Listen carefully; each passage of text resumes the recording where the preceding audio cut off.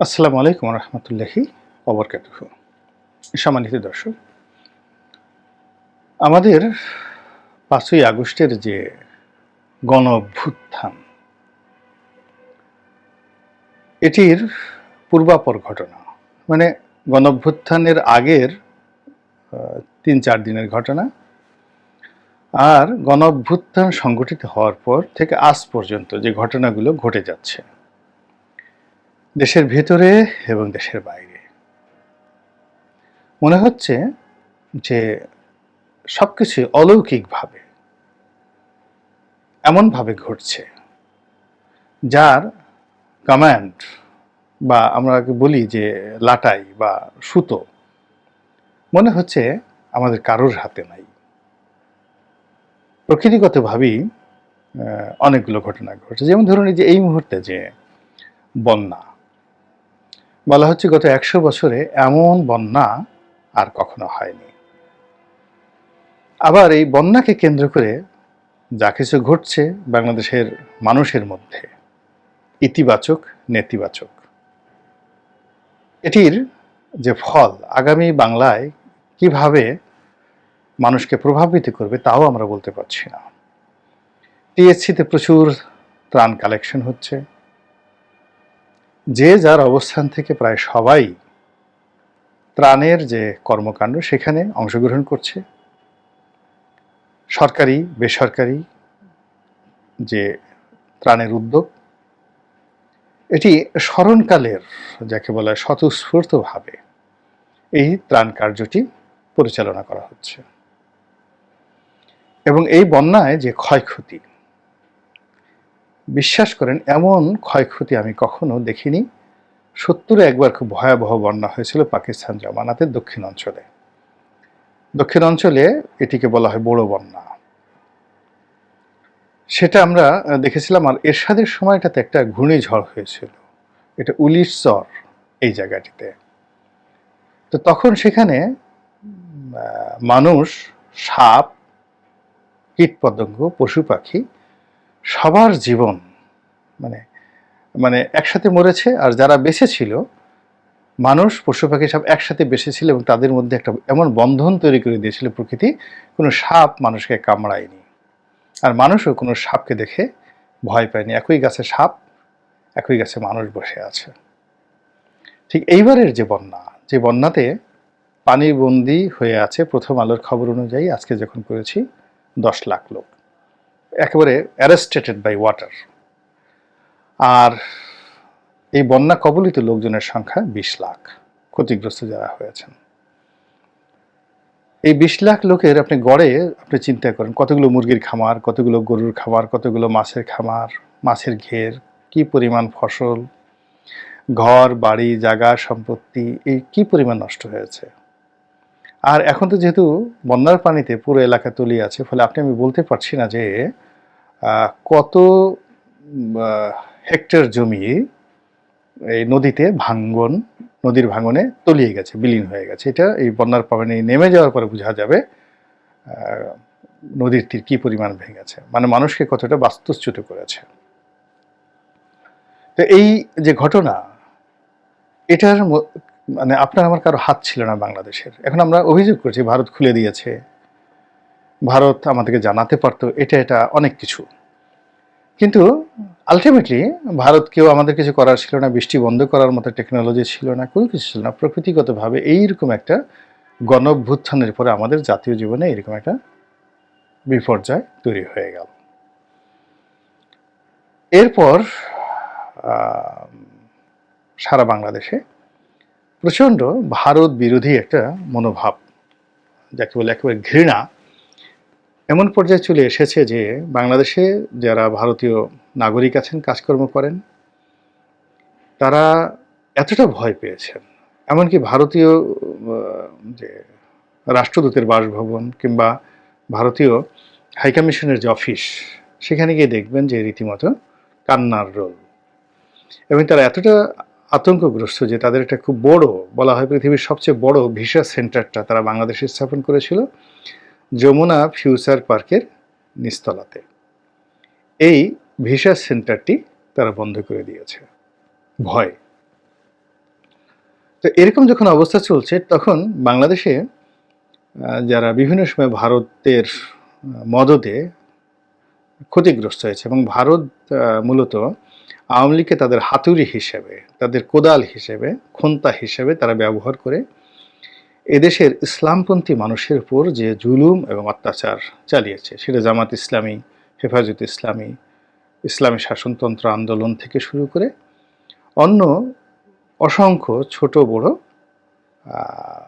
ইসলামী যে সংগঠন রয়েছে সবাইকে তারা সন্দেহের তালিকায় রেখে গ্রেপ্তার করেছে, মামলা করেছে, ক্রস ফায়ারে দিয়েছে, তারপর জঙ্গি নাটক করেছে, দুধর্ষ সব যাকে বলা হয় সন্ত্রাসী কর্মকাণ্ডের অভিযোগ এনে যেভাবে কেবলমাত্র দাড়ি রাখার অপরাধে, টুপি পরার অপরাধে, তারপরে এই পাজামা পাঞ্জাবি যেটা মাদ্রাসার ছেলেমেয়েরা পরে, এই ধরনের লেবাস থাকার কারণে, কোনো একটা মাদ্রাসা পরিচালনা করার কারণে, মসজিদের খতিব হওয়ার কারণে, ইমাম হওয়ার কারণে দেখা গেল যে তারা সেই 2009 থেকে ক্রমাগতভাবে এতটা জুলুম অত্যাচারের শিকার হয়েছেন যে এই ইসলামপন্থী মানুষদের মনে ভারতের বিরুদ্ধে ক্ষোভ ঠিক বিচারপতি মানিকের প্রতি যেভাবে সাধারণ মানুষের ক্ষোভ তার চেয়ে কয়েকশো গুণ বেশি।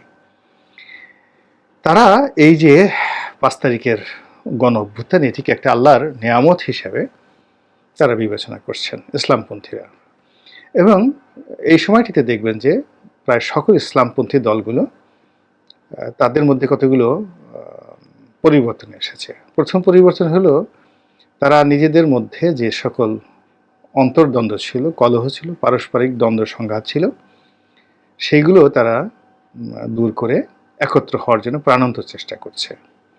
আমাদের দেশে যারা মাজার পীরপন্থী, মাজারপন্থী, পীরপন্থী, অনেক পীর আছেন, তাদের বাড়িতে পূর্বপুরুষেরগুলো মাজার আছেন, যেমন হযরত শাহজালাল রহমতুল্লাহ আলাইয়ের মাজার, তাকে কেন্দ্র করে যে একটা কমিউনিটি। তো তাদের সঙ্গে আবার দেখা গেল জামায়াত ইসলামের একটা সম্পর্কটা কখনোই ভালো ছিল না। আবার মাজারের বাইরে গিয়ে দেখা যাচ্ছে যে অনেকে পীর, সিটিং পীরকে কেন্দ্র করে তারা দিনের সেবা করেন, দিনের খেদমত করেন, যেমন আট্রসির পীর আছেন, ফুলতলির পীর আছেন, চরমোনাইয়ের পীর আছেন। তো ওনাদের সঙ্গে আবার দেখা গেল জামাতের সম্পর্ক ভালো না। আবার আরেকটি গ্রুপ আছেন আহলে সুন্নাতুল জামাত, আরেকটি গ্রুপ আছেন আহলে হাদিস। তো এরকম অসংখ্য গ্রুপ রয়েছে ইসলামের মধ্যে বাংলাদেশে কর্মরত, এবং তাদের সবারই অনুসারীর সংখ্যা লাখ লাখ। তো এই শক্তিটি আলাদা হয়ে যাওয়ার কারণে সরকার একজন আরেকজনের বিরুদ্ধে ব্যবহার করেছে, আর এদেরকে আওয়ামী লীগ একেবারে চোখ বুজে নির্যাতন করতে পেরেছে। তো এই যে অভ্যুত্থানের পরে ইসলামপন্থী দলগুলোর মধ্যে একটা গণজাগরণ সৃষ্টি হয়েছে, একটা রেনেসাঁ তৈরি হয়েছে, এবং তারা যে কোনো মূল্যে একত্র হওয়ার জন্য চেষ্টা চালাচ্ছে, এবং আগামীতে একটি রাজনৈতিক দলের ব্যানারে একত্র হয়ে রাজনৈতিক ক্ষমতা দখল এবং রাষ্ট্র ক্ষমতায় আসীন হওয়ার জন্য তারা এই সময়টিতে ধীর স্থিরভাবে এগিয়ে যাচ্ছে, যা কিনা ভারতের জন্য রীতিমতো একেবারে থ্রেট, এর চেয়ে বড় থ্রেট আর হয় না। 18 কোটি মানুষের দেশে যদি 90% মুসলমান হয়, এই মুসলমানরা একত্র হলে কি পরিণতি ভারতের জন্য হতে পারে সেটা ভারত খুব সহজে বুঝতে পারে। 2 নম্বর হলো তারা আওয়ামী লীগকে যতটা শক্তিশালী মনে করেছিল, তাদের উপর যেভাবে নির্ভর করেছিল, এটি যে এখন তাদের জন্য কত বড় ভুল, ঝুঁকি এবং বুমেরাং হয়ে পড়েছে, এটা এখনও তারা আন্দাজ করতে পারছে না। ভারতে হাসিনা বিরোধী স্লোগান চলছে, তাকে ভারত থেকে বের করে দেওয়ার জন্য মোদী সরকারের উপর প্রচণ্ড চাপ চলছে। আর এদিকে ভারত বন্ধু হিসেবে বাংলাদেশে যে সকল লোকজন বিভিন্ন সময় বগল বাজাতে, বিশেষ করে জাতীয় পার্টির প্রত্যেকটা লোক, বিশেষ করে জিএম কাদের গ্রুপের যারা লোকজন রয়েছে, তাদের ঘুম হারাম হয়ে গিয়েছে। সকাল বিকাল ইয়ানফসি করে এই বিভিন্ন পীর মাশায়েখদের, জামাত নেতাদের, তাদের পিছনে ঘোরার জন্য রীতিমতো লাইন দিয়ে আছে। ডক্টর ইউনূস তো এই মুহূর্তে আসলে জনগণের গণঅভ্যুত্থানের ফসল, তিনি এখনও এই পুরো পলিটিক্সটিকে আত্মস্থ করতে পারেননি। পলিটিক্সটি এখন মূলত জামাতের নেতৃত্বে ইসলামপন্থীরা একটা জায়গাতে একত্র হওয়ার চেষ্টা করছে, এবং বিএনপির নেতৃত্বে অন্যান্য যারা রাজনীতি করেন, ধর্মভিত্তিক রাজনীতির বাইরে তারা একত্র হওয়ার চেষ্টা করছেন। তো এই যে দুটো গ্রুপ, এই দুটো গ্রুপের মধ্যে বিএনপির লোকজন জিএম কাদেরকে স্থান দেবে না, এটা একেবারে নিশ্চিত। তো কাজেই পুরো বাংলাদেশে যে একটা অস্থির অবস্থা হয়েছে এবং একজন আরেকজনের সঙ্গে কোনো অবস্থাতে এখনও একটা বন্ধন করার মতো পরিবেশ তৈরি হয় নাই, যার ফলে উপদেষ্টা মণ্ডলী যারা রয়েছেন তাদের জন্য দৈনন্দিন কর্মকাণ্ড করা খুবই কঠিন হয়ে পড়েছে। এবং এই যে বাংলাদেশে ভারত বিরোধী সেন্টিমেন্ট, অর্থাৎ ইসলামপন্থীদের ভারত বিরোধী সেন্টিমেন্ট, বিএনপির ভারত বিরোধী সেন্টিমেন্ট, এবং তাদের যারা লোকজন রয়েছে তারাও এখন উল্টো ভারতকে যেভাবে গালাগাল করছে, এটির ফলাফল আমরা সীমান্তে দেখতে পাচ্ছি। 2009 থেকে এখন পর্যন্ত ভারত যে প্রতাপ নিয়ে আমাদের সীমান্তে তাণ্ডব চালিয়েছে, যখন যেভাবে ইচ্ছে সেভাবে তারা করেছে। এবং ঘটনা আমরা দেখেছি যে বাংলাদেশ থেকে অনেক লোককে তারা ধরে নিয়ে গেছে ভারতীয়রা। বিমানবন্দরে তাদের এজেন্ট থাকতো, তার ইচ্ছে করলে যে কোনো লোককে গলা ধাক্কা দিয়ে তারা প্লেনে তুলে দিল্লি নিয়ে যেতে পারতো, কলকাতা নিয়ে যেতে পারতো, এরকম আমরা কথা শুনেছি। আর সীমান্তে যদি তারা 100টা মার্ডার করে ফেলতো, আমাদের স্বরাষ্ট্রমন্ত্রীর কণ্ঠ দিয়ে মিউ শব্দটি পর্যন্ত উচ্চারিত হতো না। তো এরকম একটা অবস্থায় যখন এই গণ অভ্যুত্থান হলো, তখন সেই উপদেষ্টা মণ্ডলীতে যারা আছেন একেবারে ইয়াং, যাদের বয়স 30 বছরের নিচে, দুজন সদস্য রয়েছেন আন্দোলনকারীদের বা সমন্বয়কদের প্রতিনিধি রূপে, তারাও ভারতকে যেভাবে হুমকি দিচ্ছেন, তাদের হুমকিতে দিল্লি পর্যন্ত কেঁপে উঠছে। তারা ভারতে গ্যাস লাইন বন্ধ করতে চাচ্ছেন, ভারতের সঙ্গে আন্তঃবাণিজ্য বন্ধ করে দিতে চাচ্ছেন। তারপর অন্যান্য বিভিন্ন রকম যারা রাজনৈতিক নেতৃবর্গ আছেন তারা এখন ভারতের চোখে চোখ রেখে কথা বলতে চাচ্ছেন। এর প্রেক্ষিতে আমাদের যে বিজিবি, বর্ডার সিকিউরিটি গার্ড যারা রয়েছেন, তাদের মধ্যে এক ধরনের শক্তিমত্তা তৈরি হয়ে গেছে। এই শক্তির ফলে আমাদের সীমান্তে বিজিবি যেভাবে রুখে দাঁড়িয়েছে, এটা বিএসএফের জন্য রীতিমতো আতঙ্কের বিষয়, যেটা তারা কল্পনাও করেনি। যেমন দেখা গেল যে আগে ভারতীয় জেলেরা একেবারে নির্ভয়ে নিশ্চিন্তে বাংলাদেশে শুধু ঢুকতো না, বাংলাদেশের জেলেদেরকে ধরে নিয়ে যেত এবং ধরে নিয়ে তারা ওখানে মুক্তিপণ আদায় করত, চুরি করত, ডাকাতি করত, এবং এরা আমাদের যে টহল বোটগুলো রয়েছে নৌবাহিনী, তাদেরকে পর্যন্ত পাত্তা দিত না। গত কয়েকদিনে এরকম বেশ কয়েকটি গ্রুপকে বাংলাদেশের যে নৌবাহিনী বা কোস্টগার্ড তারা ধরে ফেলেছে এবং ধরে তাদেরকে অ্যারেস্ট করে রেখেছে। এবং অতীতে যে কোনো সময় হতো এদেরকে যদি কখনো ধরা হতো, খুব বিনয়ের সাথে তোয়াজ করে তাদেরকে ফেরত দেওয়া হতো, সেই কাজটি করা হয়নি। এমনকি কোনো পতাকা বৈঠকেরও কোনো প্রস্তাব দেওয়া হয়নি বাংলাদেশের পক্ষ থেকে, যেটি ভারতকে ভীত সন্তুষ্ট করে ফেলেছে। এরপর সীমান্তে, যেগুলো এখানে বলা ঠিক হবে না, আরও কিছু ঘটনা ঘটছে। সীমান্তের যারা লোকজন তাদের মধ্যে ভয় চলে গেছে। আমি কয়েকটি ভিডিওতে দেখলাম যে শূন্য রেখা যেখানে রয়েছে সীমান্তের, এবং যেখানে সীমান্তে তারা কাঁটাতারে বেড়া নির্মাণ করেছেন, তার এই পাশে শত শত উৎসুক স্থানীয় যারা বাঙালি লোকজন, তারা নির্ভয়ে দাঁড়িয়ে আছে।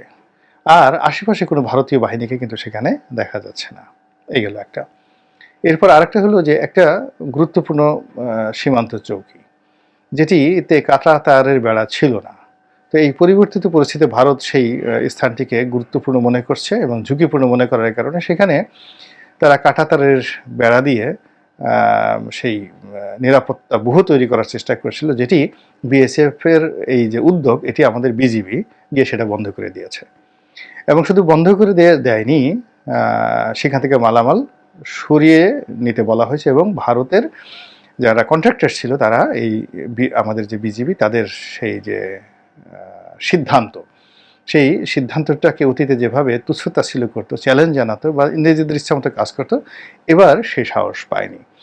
তো দেখলাম যে যেখানে এই ঘটনা ঘটেছে সেখানে বিএসএফ আর দাঁড়াতে সাহস পায়নি, সেখানে ভারতীয় সেনাবাহিনীকে টহল দেওয়ার জন্য নিয়োজিত করা হয়েছে এবং অনেকগুলো ভারতীয় সেনাবাহিনীর গাড়ি সম্বলিত কয়েকটি ছবি ফেসবুকে দেখতে পেলাম।